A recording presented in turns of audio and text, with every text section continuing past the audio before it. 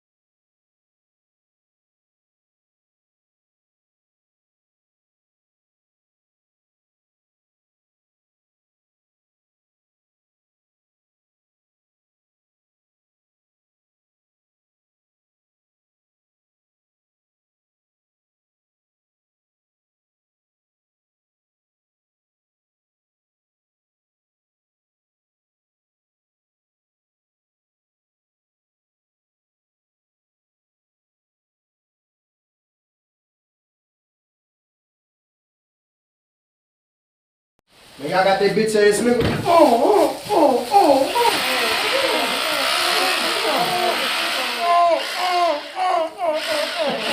this be jizzing, nigga.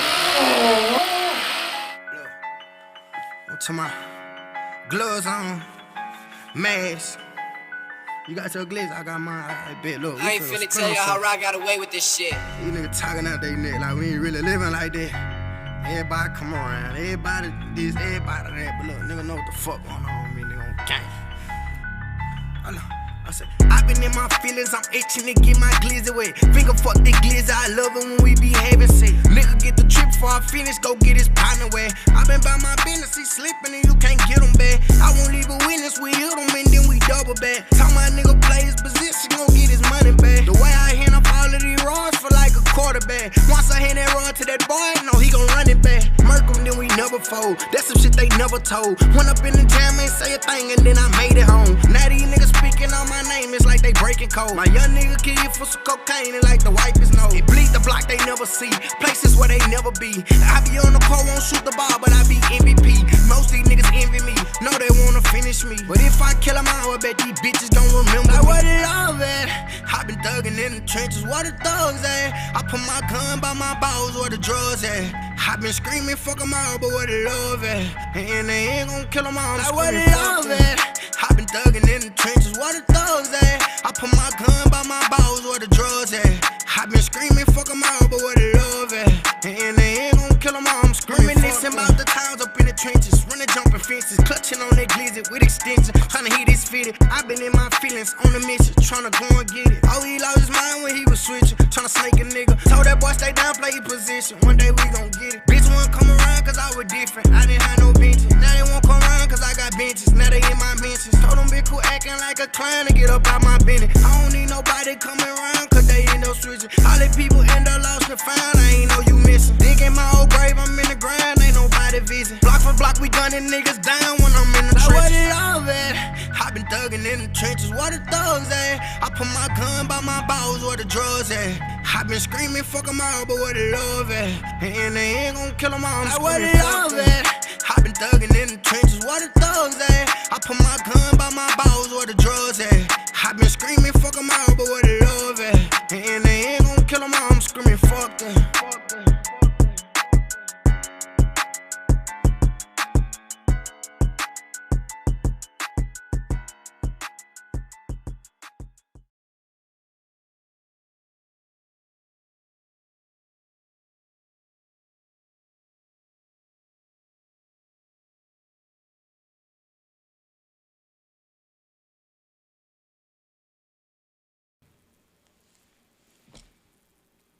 okay. Welcome back to the Black Podcast Show. It's Monday once again, as it always comes back around every 7 days. It's your girl Chenge, the host of the one and only Black Podcast Show.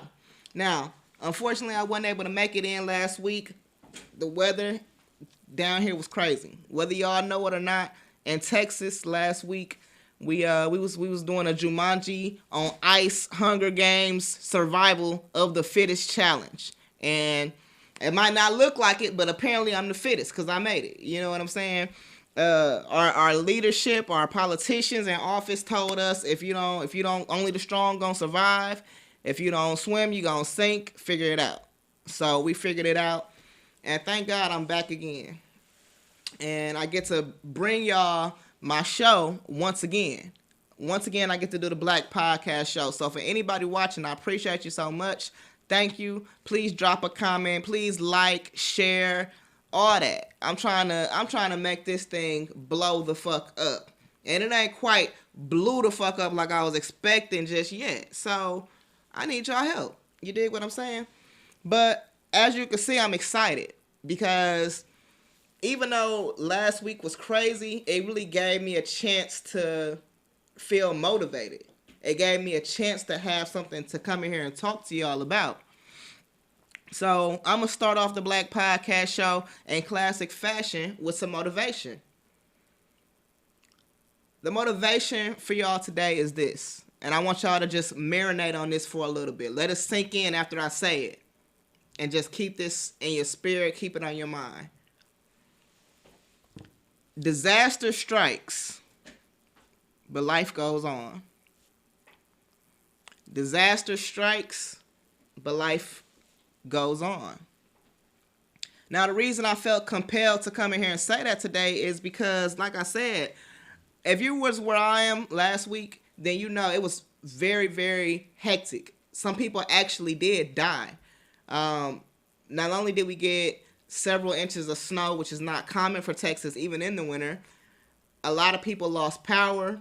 A lot of people didn't have water for several days. A lot of people still right now don't have power or water. Maybe both.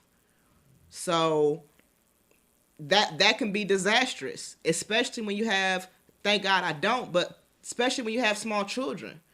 And so a lot of parents had to figure out how to manage disasters. And unfortunately, some people, parents, children, adults, whoever, a lot of people did not make it.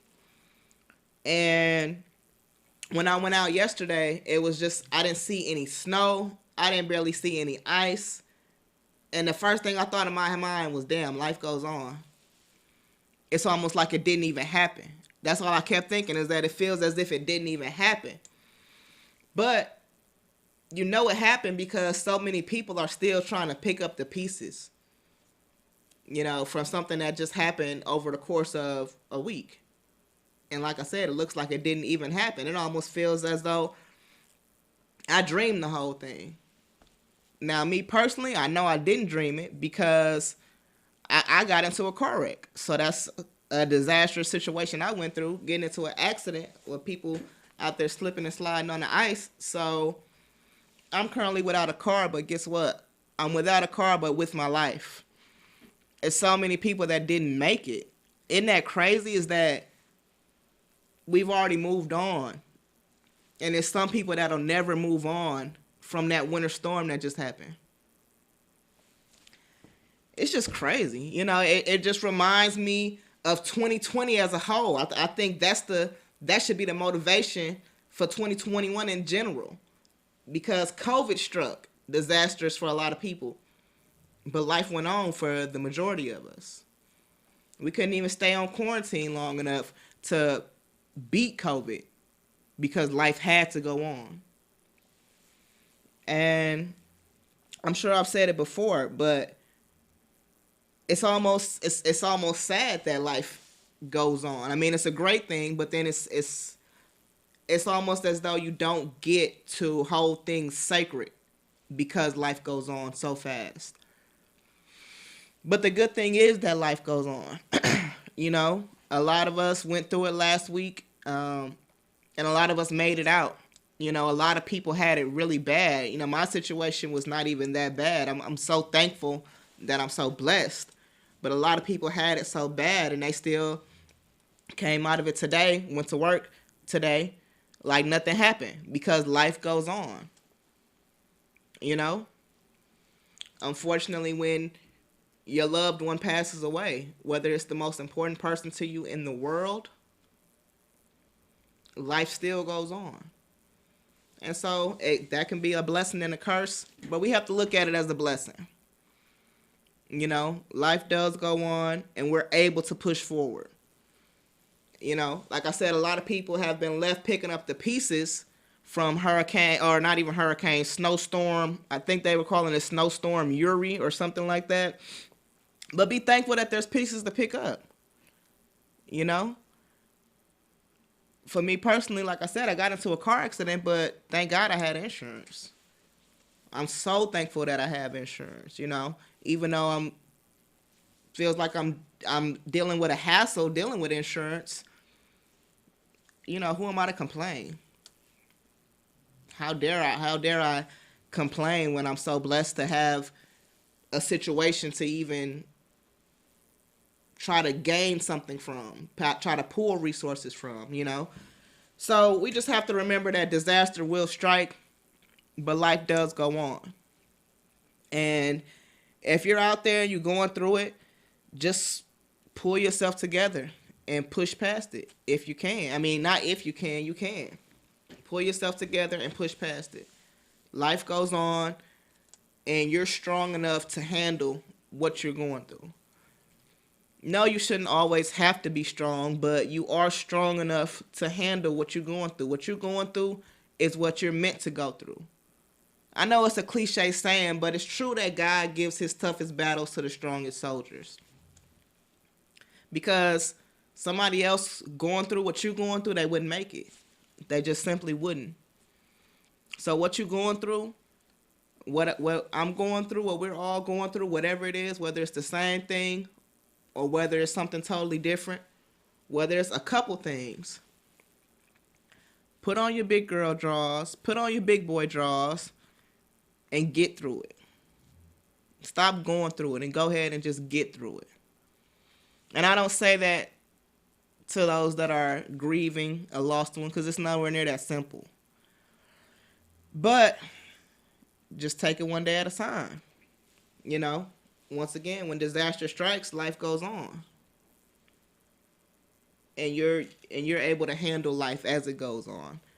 And we'll all get through it together. One thing I was really, really fortunate to see was so many different cultures, different people pulling together to help each other.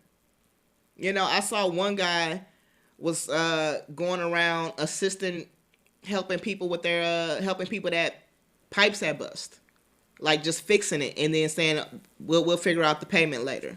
So one girl that's one of my Facebook friends, actually I might have her on the show next week. She posted that one of her pipes had bust, and I guess the pipe was outside or something. Whatever the case was, a gentleman that was her neighbor fixed it, and when he saw her, he was just like, "Hey, don't worry about it. I know, you know, we all going through it right now. I just wanted it to get done." He said, "You know, when you get a chance, we'll discuss payment."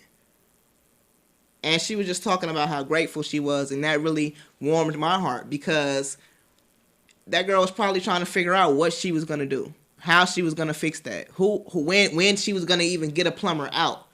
So, you know, it was a blessing to see so many people pull together. I saw a lot of people saying, "Hey, if you on this side of town, I'm finna try to make it to the store. Just let me know what you need and send me the money. No delivery charge." And I'm just like, wow. At a time of desperation, a stranger is willing to put on the internet, "Hey, let me know what you need, and I'll bring it to you because I'm going out there so you don't have to."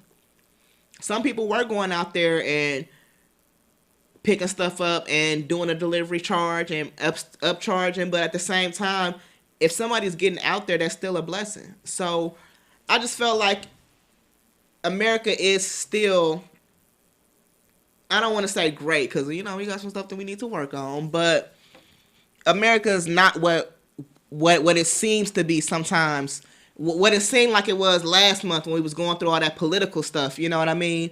It felt good to me to see neighbors helping one another, not worried about skin color, not worried about your political affiliation, not worried about who you voted for, not worried about, what's your thoughts on minimum wage, like just people helping each other. And so I would love to see more of that without the disaster. You know what I'm saying?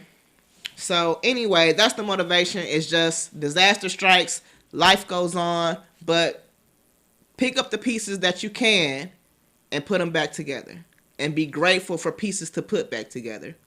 You know what I'm saying? We got this, y'all. Us as a people, us as a country, Texas as a state, we all got this. We're going to pull through and move on to the next thing. And we're going to accomplish the greater goal, whatever that may be. But, so next thing I have to talk about, I'm very excited. Once again, this is the Black Podcast Show, y'all. Just so y'all know, on the Black Podcast Show, first of all, this is the only podcast online, the only live podcast show online hosted by me, your girl Chenge. I'm live right here in Dallas. So if you're in Dallas and you happen to be watching this, or you gonna be in Dallas, or you know somebody that's in Dallas, you can come on this show and promote whatever it is that you got going at no charge. Who else is doing that? And you looking like a whole celebrity. You looking like a whole star. I've had people interviewed on here and their mom comment and say, my baby on TV. It's a good look. Build up your portfolio. I'm always accepting guests. I'm always accepting co-hosts. So if you're thinking about starting a podcast and you just want to see if it's for you, come on my show. Let's chop it up. And, you know, you'll be able to make that decision. We're going to have a good time. So anyway, the next topic at hand is the true crime. So if you're not familiar with Jodi Arias, you're about to get very familiar with her. Before we get into it, I'm going to just ask y'all, how do you handle a breakup? You know? How do y'all handle breakups? Are you calm, cool, collected? Do you pretty much cut your losses, move on to the next?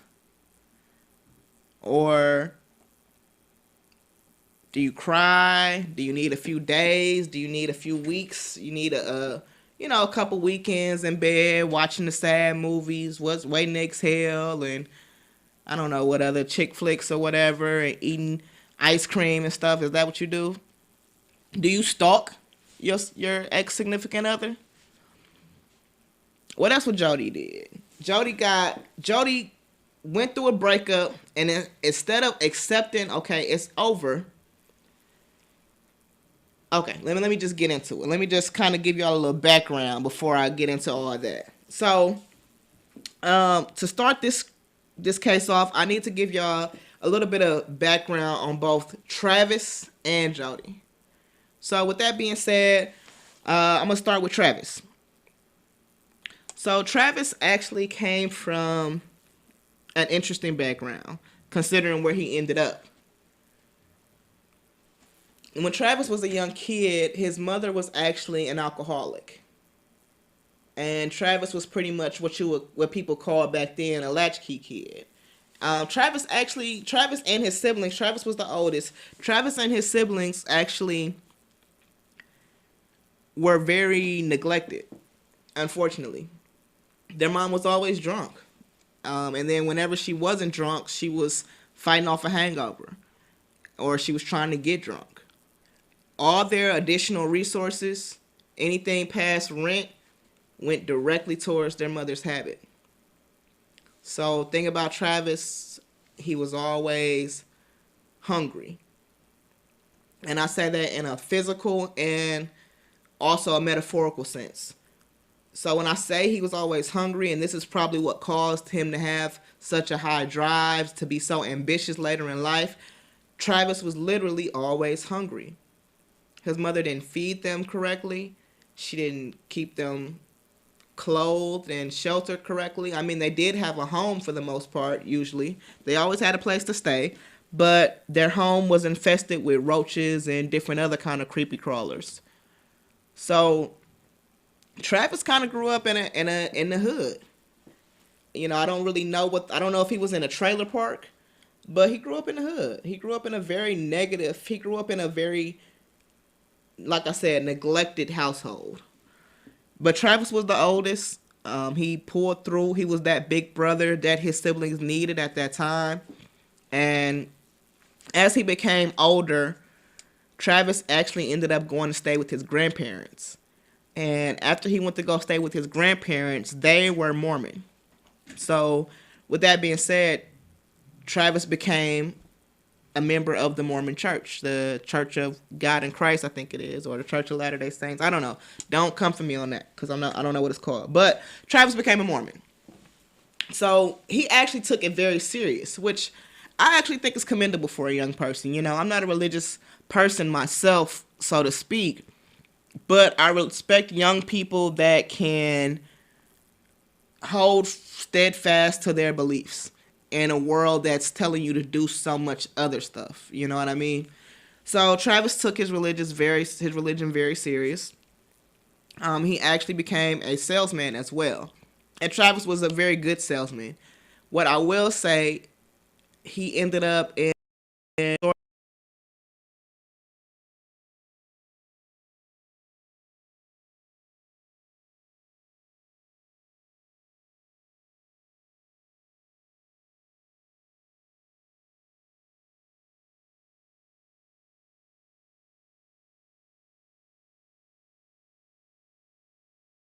explain how. But I'm not taking by the time Travis met Jodi, he was involved in prepaid legal. He was very successful. Actually, women were flocking to Travis, but Travis had taken a vow of celibacy before marriage. Because of his religion, he didn't believe in having sex before marriage. So that's the guy Travis was. Straight-laced young man, successful financially. He seemed to be a fun guy. I mean, he just seemed to be a regular person. One thing that I get from looking through these pictures, as I'm kind of watching them as they flip through, is these are regular people. Travis could have been my friend.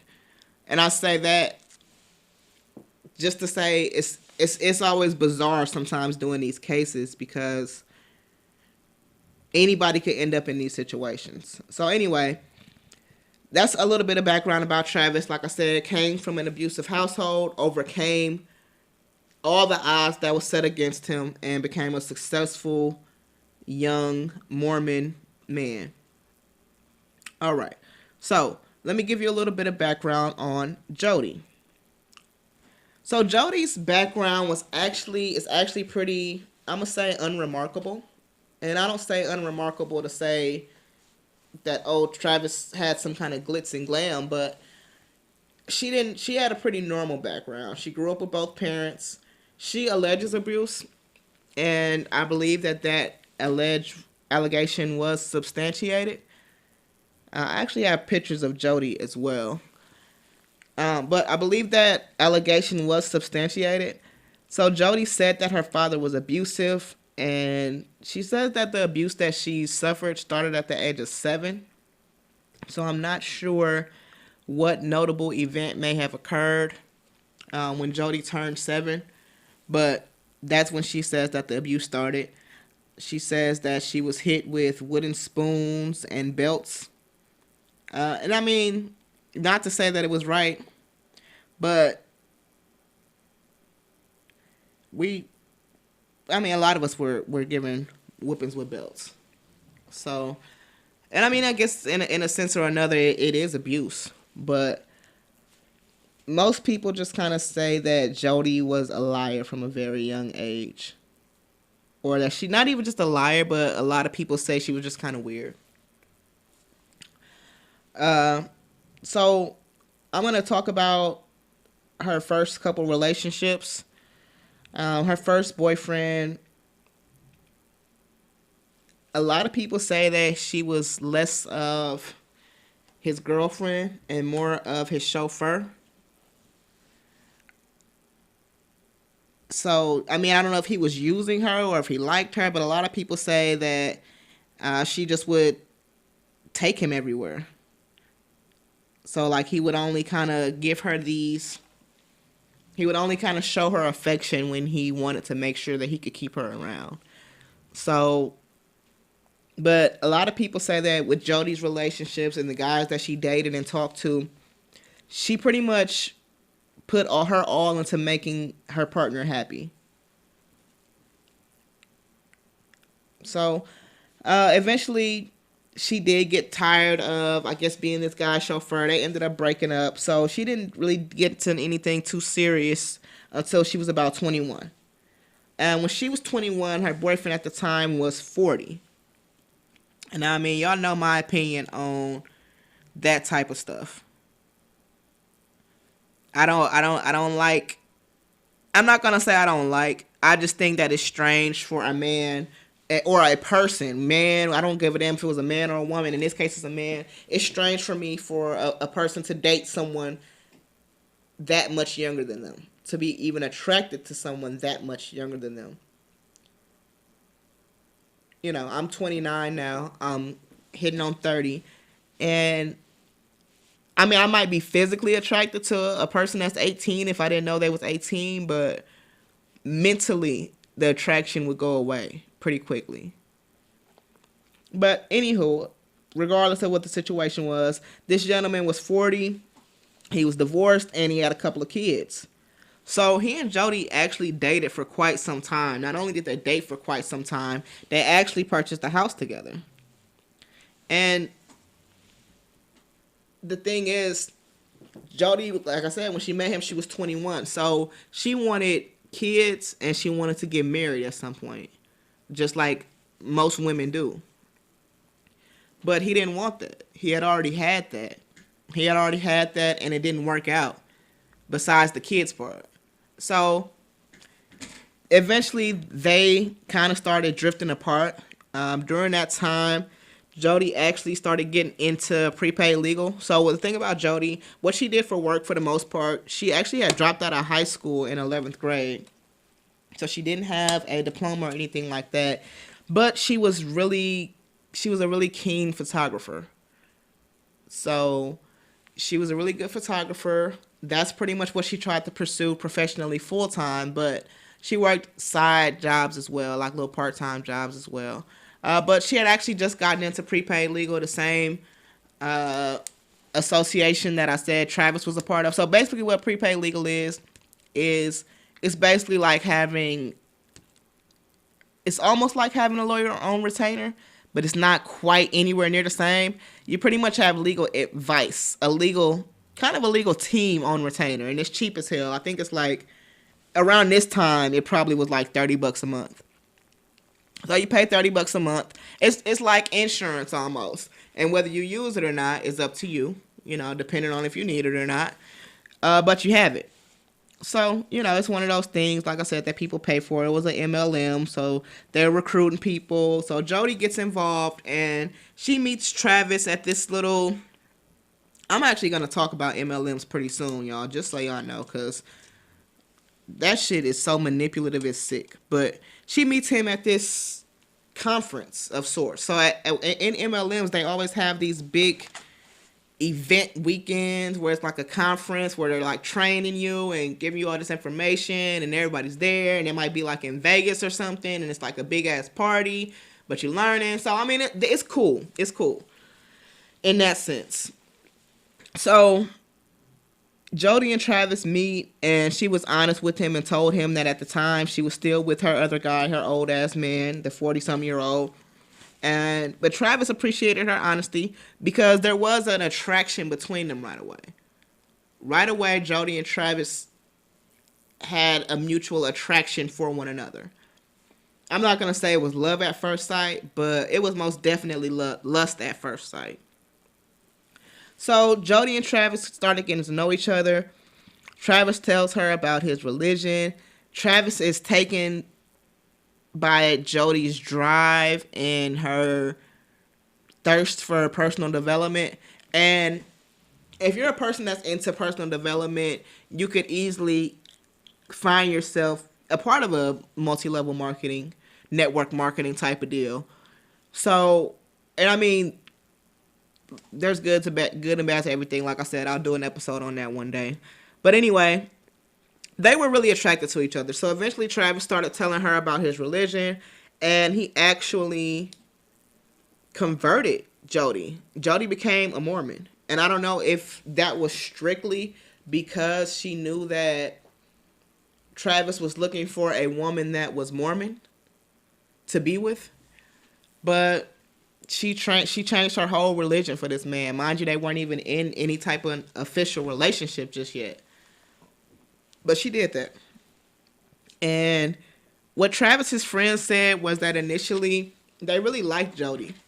And they liked the fact that Travis's friends are Mormon as well. So like I said, he was very serious about his religion. He hung around like-minded people. And they liked that Jodi was genuinely interested and genuinely studying the material, asking them good questions, and that she was actually growing within the religion. So everything was all good at first. But then Travis kind of started wanting to play the field. So what I think it is, and this is something that's not talked about a lot within her case, I mean, but Travis was not the, and I don't want to say this because, you know, he's not here to defend himself. At the end of the day, whatever he was, he didn't deserve to die. You know, I don't think he was physically abusing her. But because he was so religious, he had a very kind of warped view of sex and women, as most religions tend to cause. So basically, Travis wanted to get married. He did want to settle down, but his woman had to be of the church, and she had to be basically pure. Now, like I said, Travis was supposed to be celibate, but him and Jodi, they messed around.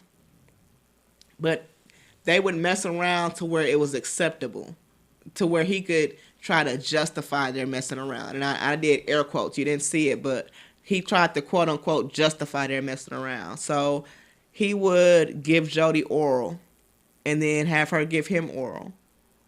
But that's still sex. So he giving her head, she giving him head. But really it started off like he would give her head pretty much to get the shit rolling. But then she started saying like it was way more one-sided. Like she would always be giving him head, but he wouldn't reciprocate. And then eventually it got to the point where he wanted to penetrate her, but only anally, because I guess God don't know the difference between a pussy and an ass. I don't know. I can't wrap my mind around that. But Travis is not alone in that type of thinking. Like a lot of religious people, especially guys, feel like, I don't know. That shit is kind of weird, but she said a lot of times she just felt like some kind of object to him. Now, I don't know, because I can't see what you guys can see, but hopefully you guys are able to see some of the pictures of Travis and Jodi interacting. And they look like a normal couple. They honestly look like they had fun together. They look like regular people. They actually look like they had a lot of fun together. They look goofy as hell in some of the pictures, you know?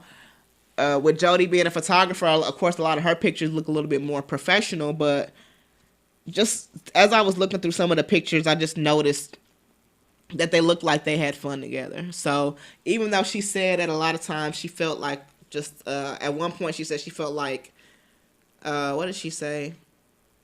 She said like a piece of tissue. So I don't even know what that means, but basically she just said she felt as though Travis would just use whatever part of her that he wanted to meet his sexual needs, and then her sexual needs could never be met because he didn't want to give her head anymore. And, you know, he definitely didn't want to penetrate her vaginally. So I think that Travis had some, like I said, warped thoughts caused by religion about sex and women. And I think that Jodi just, for some reason, and maybe it's due to the abuse if it actually occurred by her father, Jodi really wanted to make, Jodi would do whatever to make her partner happy. I think that's obvious because she letting this man anally penetrate her. She didn't like it. She actually wrote about this in her diary a lot. She didn't like it. But whatever the case was, Travis got to a point where he didn't necessarily feel like Jodi was just the one anymore. And like I said, all his friends had kind of accepted her at this point. And then, but Jodi started getting a little clingy. So at one point, Travis had a lot of family over for Christmas. So they talked for about 2 years. So at some point, this is about a year in, maybe, about a year in, year and a half. And Travis has family over for the holidays, and he tells Jodi she can't come over But she comes over anyway. But he had so much family and stuff over, like he legit didn't have room for her. So at some point, he comes downstairs the next day after he told her she couldn't come, and he sees her under his Christmas tree. Like, she slept under his Christmas tree, under her coat. And that's when it started becoming to be too much for Travis. Because he was kind of like, you done already let me violate you. So I'm really not feeling it like that no more. But I still like having sex. So I don't want to completely cut you off. That's what I think maybe his mindset was. And once again, I don't say this to disrespect Travis's, his memory or anything like that. But I think that just because of his commitment to religion, he had some issues around sex and like I said, women. So Jodi actually started following Travis. Like, if he went to the bathroom, this is why his friends got turned off. If he would go to the bathroom, she would follow him. If he had a phone call, she would be listening to his phone call. And it got to the point where she would go through his emails, and any email that was sent to a woman or sent from a woman, she would forward to herself so she could read. And so at a point or another, it's kind of like, that's a little bit too much. So Travis's friends pretty much tell him, like, look, this bitch crazy. You need to fall back off this hoe. You're going to end up chopped up in her fucking freezer. They don't use that type of colorful language, but I just put a little sauce on it. That's basically what they said. And Travis was kind of like, nah, she good. She a good person. She just really like me a lot. But he's still easing off her anyways. So at one point, Travis is actually dating this other woman, and the other woman comes over to his house to watch a movie. They end up falling asleep, and Jodi breaks into Travis' house and basically or I don't even know if she confronted them at the time, but she ended up sending the woman an email basically telling her she was going to go to hell because she had sex outside of marriage with Travis. So the woman was a Mormon as well. And Jodi, it was, for the woman, she was very afraid. And for Travis, he was just kind of like, I think he didn't take it serious. I really think that Travis just didn't take it that serious. I think he thought she was crazy, but I think he also probably just was like, she just crazy. She ain't gonna do nothing too crazy though. So like I said, they had actually broken up, but they continued to be friends with benefits to the point where Travis was actually paying Jodi to come clean his house. Like a couple times a month, he was paying her $200 a month because she had come upon financial difficulties. So I think that, and this is the difference a lot of time with men and women, Travis has already pretty much removed himself, but he's thinking like, okay, we just friends, I can help her out. Jodi is looking at it like, we're going to get back together. So at one point, Jodi and Travis were supposed to take this trip to Mexico. Travis changes his mind and decides he wants to take another woman. He doesn't want to take Jodi anymore. So obviously this made Jodi very upset. But at this point, Travis had already left California where they met, and he was living in Arizona. So what Jodi does is she decides to take a little road trip. She actually pops up on Travis unexpectedly. He had no idea she was coming. She pops up on him, but they kick it. They kick it for a while. They have some fun. They take pictures. I'm sure they had sex. But somehow, in the midst of all that, Travis ends up stabbed 29 times in the chest, back, legs, arms, all over his body. He ends up shot. His head is almost decapitated. And he actually was left for 5 days unfound. Now, like I said, this was right before actually the trip that they were supposed to take to Mexico. So even though Travis knew that Jodi was upset that she wasn't going anymore, he still let her come see him right before that. And what I think is she came over and they kicked it and she had fun, and she probably brought up the fact that she wanted to go on the trip and she wanted to get back together. And I think that Travis I don't know if he tried to let her down gently. From some of the messages and stuff that I've seen and some of the stuff that's been released, Travis had he had a nasty mouth on him. He would berate Jodi, and he was somewhat, I'm going to say, emotionally, maybe mentally abusive. I don't think that he was trying to be a bad person. Once again, I think that it was due to religion. I think that he was just so committed to it that he didn't have the emotional control, or, maybe he wasn't the nicest guy. But whatever the case was, I don't say that in the sense to say that he deserved to die, obviously. But yeah, I think that Jodi probably told him that she was upset that she wasn't going on the trip. I think she expected him to change his mind and go ahead and take her. And I think once he didn't, she lost her temper. I really do. I think she lost her temper, because to stab somebody 29 times, that's insane. That's completely insane. You cannot stab somebody 29 times. And actually, I have a couple of photos from the crime scene. Hopefully y'all can see them. Not the best quality, and it's just a couple of them. But this was actually wasn't from necessarily back in the day, but it was before everybody had access to the best cameras.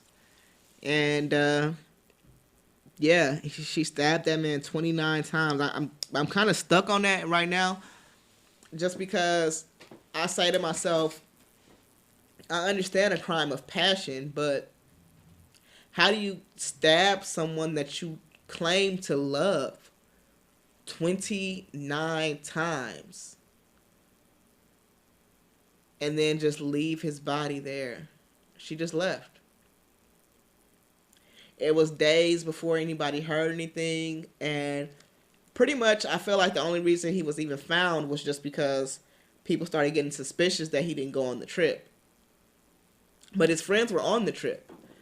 So they had went on the trip. They kind of thought he just flaked, I guess, even though they were suspicious, but they hadn't heard anything. It was the girl he was supposed to go on the trip with, actually, who kind of kept going by his house. And then eventually, because he had roommates, so eventually his roommates came. And, the police got involved. And the first thing that everybody in Travis's life said, though, was go find Jodi Arias. Everybody was saying it was Jodi right off bat. And that's not a good look. You never want to be that person. You never want to be the person where somebody died and everybody was like, oh, his ex-girlfriend did that. And Jodi came up with all these lies. The police knew she was lying right away. She started talking about, oh, I wasn't there. That's the first thing she said, oh, I wasn't there. Come to find out, Travis had a camera, a digital camera. Him and Jodi was taking pictures of themselves on that day. Like, to be honest with y'all, the murder is actually on camera. But, it's not something that anybody wants to see. It's too gruesome for me. I couldn't stomach the pictures personally. But and then she tried to say, oh, somebody broke in and they tried to kill us. Then she tried to say, oh, Travis was abusing me and I just had to kill. All these lies, like just lies. And that's why the hell's sitting in jail now on a life sentence. Because you could have just let that man go.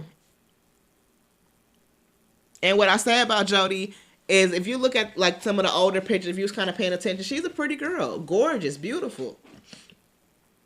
But psychotic. And then you see how she changed up how her look changed up once she was on trial. She went from the blonde, vivacious to a more low-key, little mousy brunette. And it just goes to show like the type of mental manipulation that she's capable of.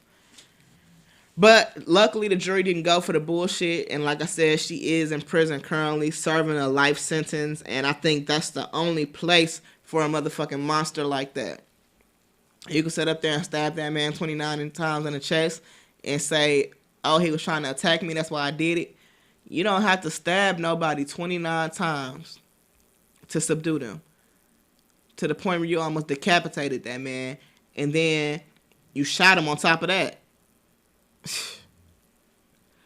So Jodi Arias, yeah,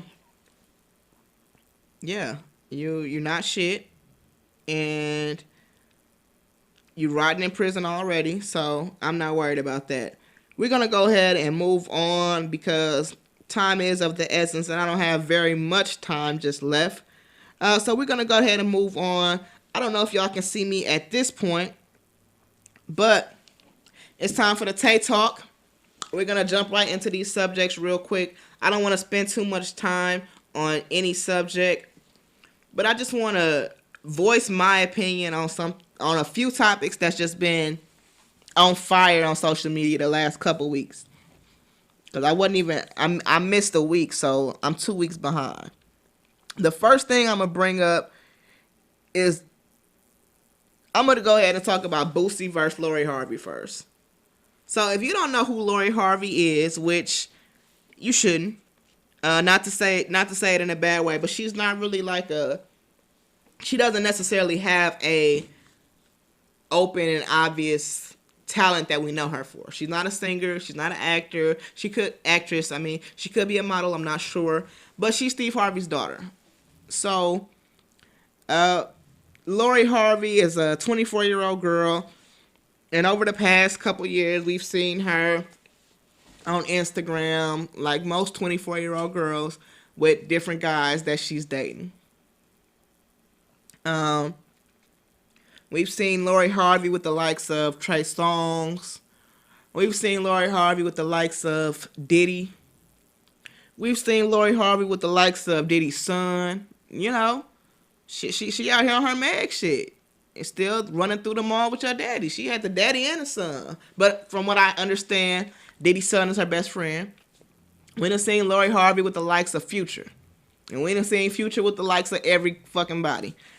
So, with all that being said, Boosie went on Vlad TV. And the crazy thing is, I thought Vlad was canceled with his Russian ass. But anyway, Boosie went on Vlad TV. And Vlad does what he do best. He gets rappers to say dumb shit. So Vlad was trying to get some publicity. I respect the hustle. I actually respect what Vlad did almost. But anyway, Vlad asked Boosie, what does he think about Lori Harvey? Which was crazy to me to see like two grown ass, like to see a street nigga such as Boosie discussing like some fucking gossip, like some bitch shit almost. Like I thought Boosie was gonna be like, man, I don't give a fuck about that shit. But you know, everybody gotta get their bag. You know, Boosie not quite known for his music like he used to be back in the day. He more so known for his opinions nowadays, which I respect that too. But Boosie basically stated that Lori Harvey was running through these men and that she would only ever be able to pull a simp because she wouldn't be able to keep a street nigga like himself, I suppose. And so what Boosie stated verbatim was, I think we need to stop giving the woman the power with situations like this. Girls keep saying it's quote unquote goals. You got to give the bachelors credit. People act like they falling, but nobody's stuck. You only gonna stuck because once you've been ran through like that, you're only gonna catch a simp. You ain't gonna catch no street nigga. And then he actually referred to Michael B. Jordan of, Fruitvale Station, Creed, Black Panther fame as a simp. You know, I mean, I would have never imagined that Michael B. Jordan was a simp. I don't know the gentleman to determine whether he is or not, but It seems like from the pictures and videos I've seen of him and Lori Harvey, they seem to be happy with one another. They seem to be two people having a good time getting to know each other. And one thing I said about Lori Harvey, I still ain't even heard the bitch talk. So it's crazy that she got all these men like with their panties in a bunch. I done seen so many opinions on this hoe in the last 2 weeks because Boosie spoke on her. And everybody saying, oh, she ran through. You bitches saying she goes. Y'all some hoes. Fellas, watch out for the ladies that won't call Lori Harvey what she is. She for the streets. And I'm like, that's insane to me. Because this girl is 24 for one. For two, it's not like she's the one putting out all this information. Anytime I've ever seen Lori Harvey, it's been maybe like on the Shade Room or something like that, where somebody took a picture of her and somebody. That's how I heard about her, because she was dating these different rappers or whatever. And my thing is not like she's out here just putting this information out there. She's not putting it on her Instagram page saying, oh, now Future's my boo. Now so-and-so's my boo. You know, it's actually the guys putting it out there. So to me, it's just like, it's crazy to see so many men upset at a woman dating. And like I said, I've never heard Lori Harvey speak a word. She not like all these other groupie hoes out here. Like the chick that fucked Lil Baby and talked about it on Twitter. She ain't even doing that. She literally doing her thing, just sliding and gliding, keeping it P. And niggas still mad. I can't understand it. So I thought Boosie, what he said was corny as hell. And my thing is this nigga Boosie said, hold on, what's the last thing he said? Because I don't even say, oh, the rapper said he would never consider marrying Lori Harvey and would only ever sleep with her because he wants to marry a beautiful, good girl in the future. Now mind you, this is little Boosie badass I'm talking about. Yes, the nigga that got 16 kids by 10 different bitches. Like, nigga, I just feel like you the last person to call somebody ran through. I just feel like that shouldn't be something you judge a bitch by. You know what I'm saying? Because, I don't know. I just feel like, shit, nah. That's it. And another topic that I just been seeing all over my freaking social media is everybody calling Russel Wilson lame. Russell Wilson, yes, Sierra's Russell Wilson. Or should I say, Seattle Seahawks Russell Wilson. Because on some kind of little GQ video, YouTube video that went viral, Russell said that his biggest fear was losing Sierra. And after that, everybody wanted to chip in, talking about, oh, this nigga lame, he a simp. He a multi-million-dollar football player. He can have any bitch he want. And he want a ran through industry trick. Another, these guys calling Sierra ran through. Like, when women date, just because you hear about a woman dating more than one guy, women do that. Men do that. People do that. It's okay to date more than one person. It's okay to have been associated with more than one person. You know what I'm saying? Like, that's so weird to me that people will call her ran through when she's dating the people that she would be around. Yeah, we've heard about Sierra with 50 Cent.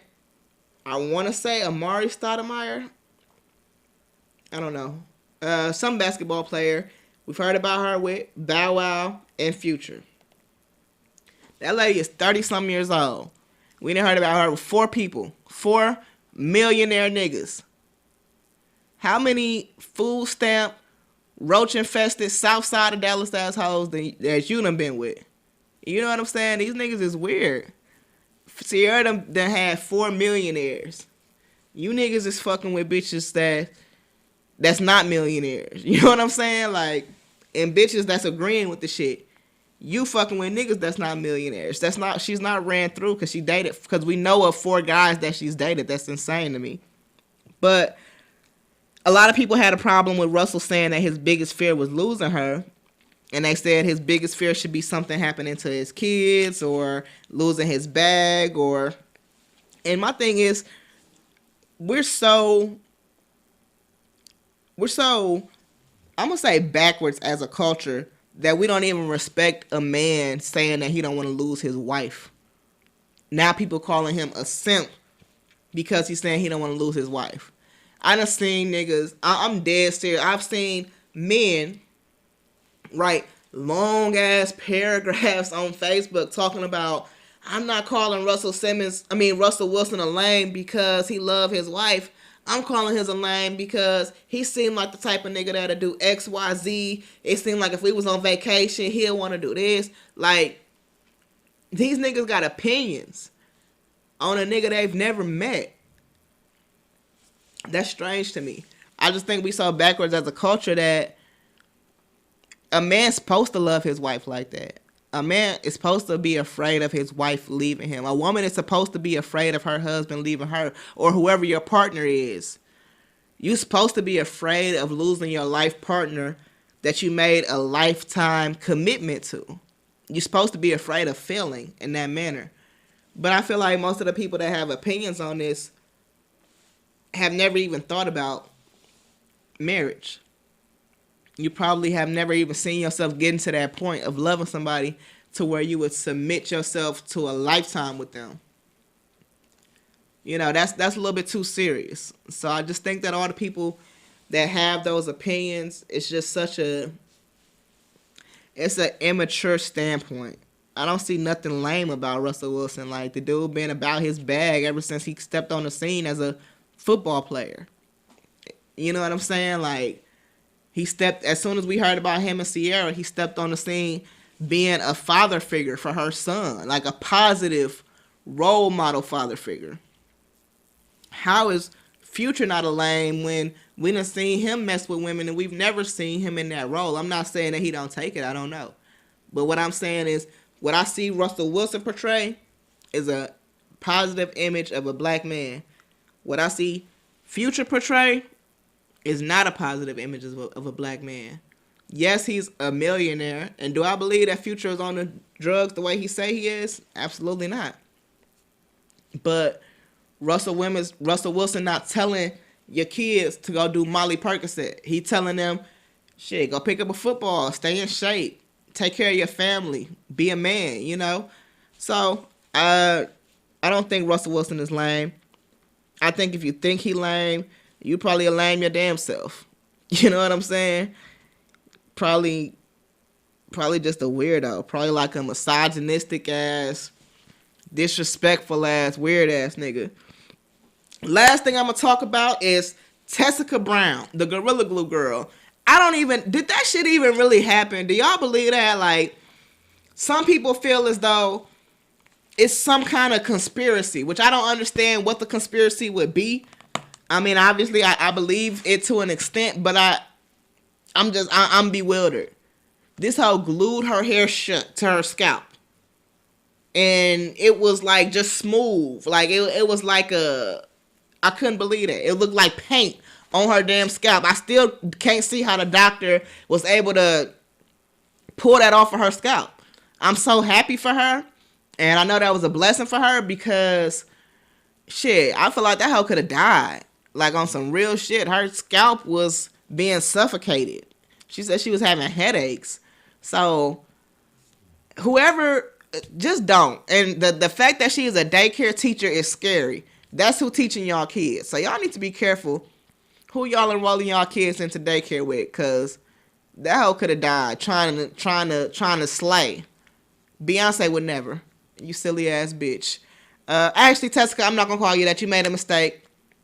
I'm actually really happy, like I said, that she was able to get that removed by a black plastic surgeon, no less. That's pretty dope. So that doctor, he obviously got a lot of free publicity. She said that she never had any intention to sue Gorilla Glue. I know a lot of rumors were circulating that she was going to sue Gorilla Glue. But she said she wasn't going to do that because it was her fault. She did what she did. So I respect somebody saying, hey, I made a mistake. I need help.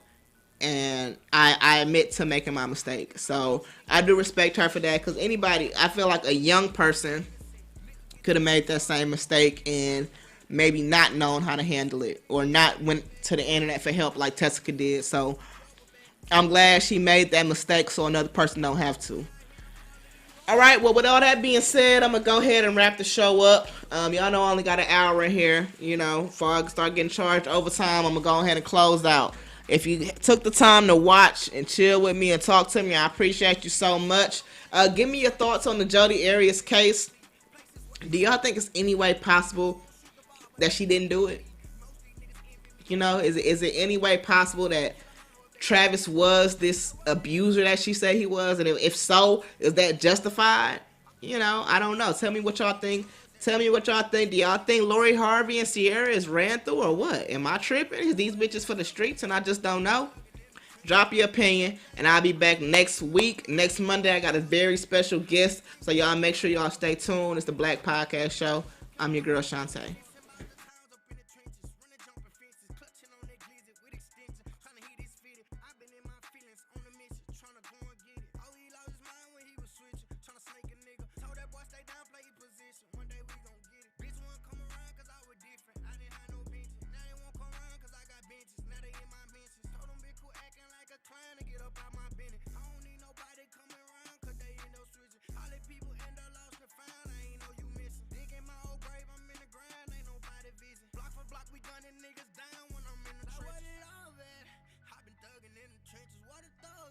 I put my gun by my balls where the drugs at. I been screaming, fuck them all, but where the love at? And they ain't gon' kill them all, I'm screaming, fuck them. I been thugging in the trenches, where the thugs at? I put my gun by my balls where the drugs at. I been screaming, fuck them all, but where the